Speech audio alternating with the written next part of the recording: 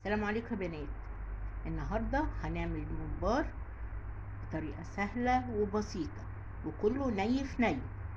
تعالوا بقى معايا نشوف عملناه ازاي والمكونات ايه. معايا الرز متنقي ومغسول ومتصفي، ومعايا طماطم مبشوره، ومعايا بصله مقطعه محمره، معايا كمون، ملح، فلفل مكعب مرقه، بهارات المحشي، وبعدين معايا طماطم وفلفل حامي وبصل برضو مكعبات، ده ني في ني، ومعايا الخضرة هي مطلعاها من الفريزر. تمام. ومعايا الممبار اهو متنضف ومتصفي. يلا بقى نحشي الممبار بتاعنا. حطيت الخضرة بعد ما فرطتها، وبعدين هحط الطماطم والبصل، هحط التوابل، هقلبه وارجع لكم تاني. انا خلطت المكونات كلها على بعضها، حطيتها بقى في طبق كبير وخلطتها كويس. يلا بقى نجيب الممبار ونبتدي نحشي.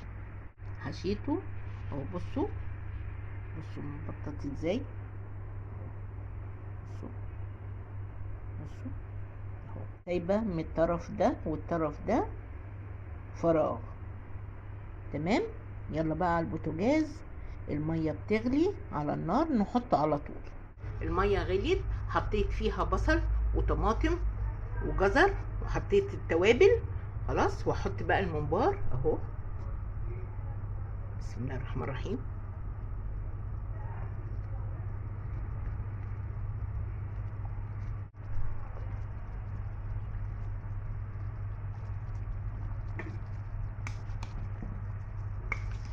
ادي الفراغ اللي احنا سبناه اهو،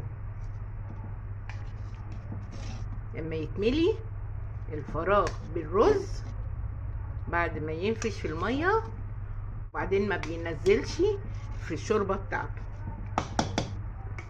هسيبه بقى يستوي وارجع له بعد نص ساعه.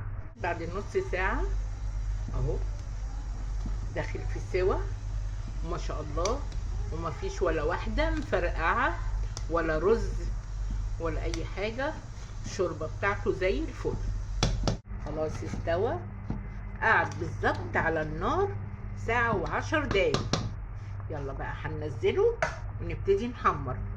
بعد ما طفيت عليه على النار، شلته بقى من الشوربة، حطيته في طبق فاضي اهو يتهوى شوية، والطاسة على النار هنحمر على طول حسب الكمية اللي احنا هنحتاجها، والباقي يبرد وندخله التلاجة ناخد منه حسب الطلب.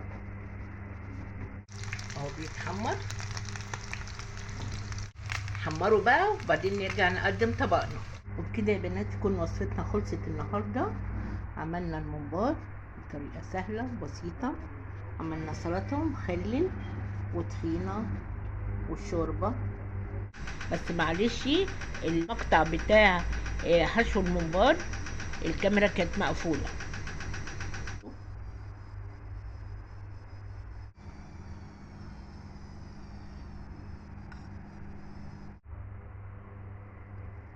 بصوا يا بنات،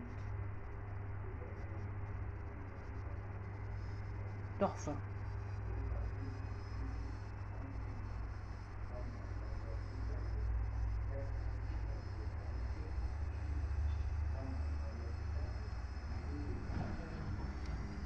روعه. السلام عليكم.